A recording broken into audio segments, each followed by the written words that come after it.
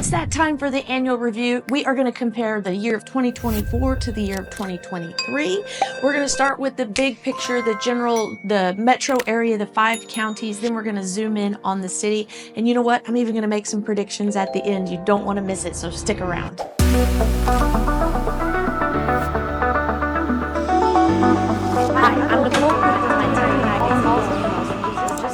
Hi, I'm Nicole Cooper, your Austin area expert for real estate.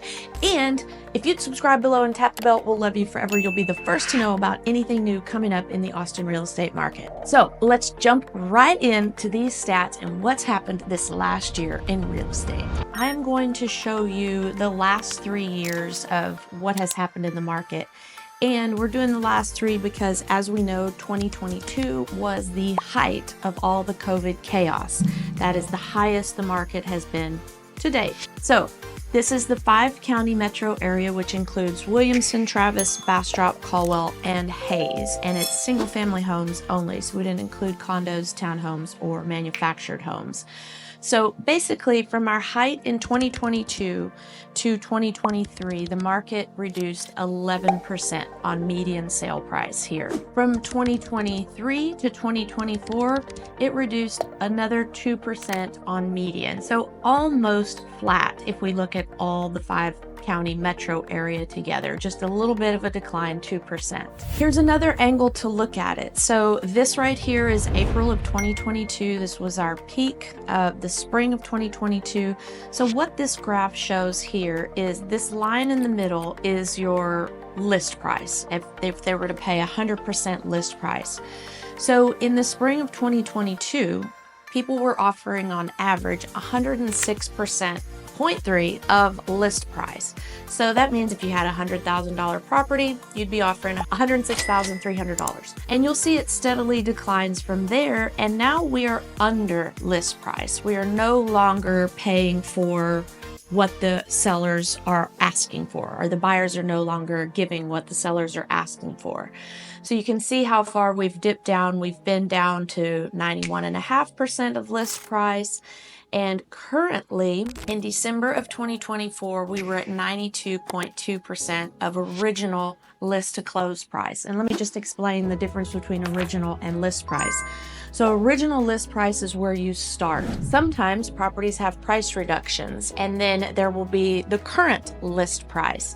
So the current list price, when we see this property here where it says 3.1% under asking, that's at current list price. But when we compare it to original list price, which would have been higher before any price reductions, that's the discrepancy there. That's the delta between the two. So what's happening is right now, if someone starts at $100,000, they're only getting $92,200 on average for each property. So you can see we've kind of bounced around here. In the spring, it's always best. You're getting the highest prices towards the asking price. In the winter, we always slow down. If we look at this days on market here, you can also see that in the spring months and early summer, we have the lowest days on market. That's how many days it takes to sell a property. I mean, in COVID chaos, the median days on market was 5. That is not normal.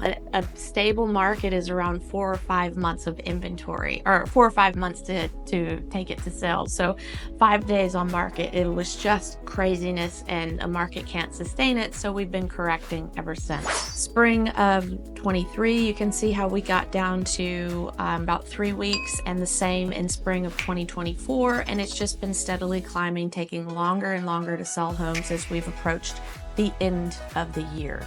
And we'll probably see it stay about the same for January and February of 25. And then we'll see that spring clip where things start to move a little bit quicker again. Now here are the numbers for the city of Austin specifically, single family homes.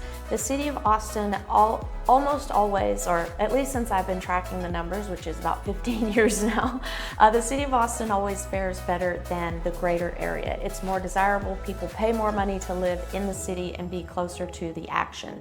So again, here's our graph with 2022. We have the peak in 2022 where our median sale price was $650,000.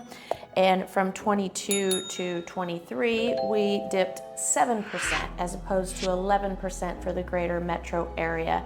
And then we were basically flat from 23 to 24. I mean, we were up just a hair under 1%. So let's call that flat from 23 to 24. Here's the buyer demand for the city of Austin. For the greater metro area, it was 6.3%. For Austin, it was 7.3%. So people were willing to pay even more in the city than they were outside the city. And currently over here in December of this last year in 2024, we're at 3.6% under list price or 92.4% of original list price. So again, $100,000 home would be selling at $92,400. Here's our days on market graph.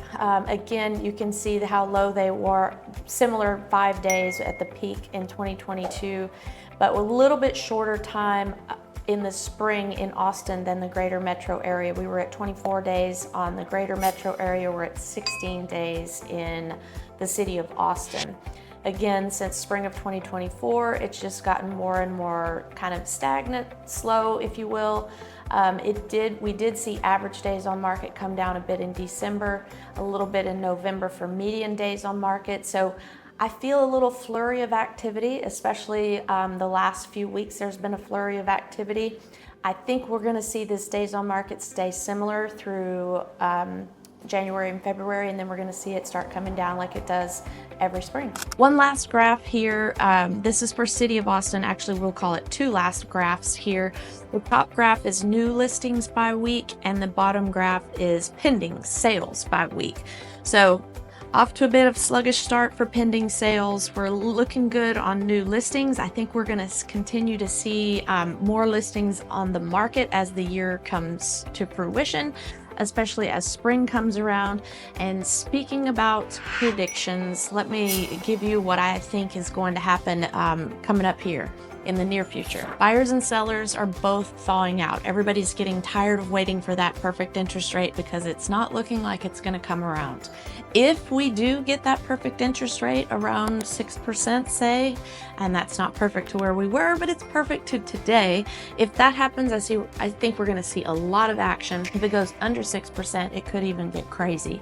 I'm not expecting that to go under 6% per all the predictions by economists. The next thing is new construction is going to continue to be on the rise because builders are offering crazy incentives. They're allowing people to buy homes and they're giving them like 4% interest rate or 5% interest rate. And that goes a long way when somebody's calculating their monthly payments and they're needing to get to a certain threshold. So new construction is, people are going to continue to move outward towards the new construction to get these great interest rates. Next, we're going to continue to see price sensitivity. That means picky buyers.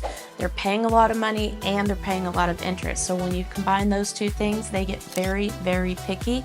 They'll back out for any reason, and if it's not perfect, they won't even make an offer. So over the year, I think we're going to see some slow shifting. I don't think there's going to be anything that makes the market rocket up or down unless the government does something really drastic with interest rates. And lastly, color is back.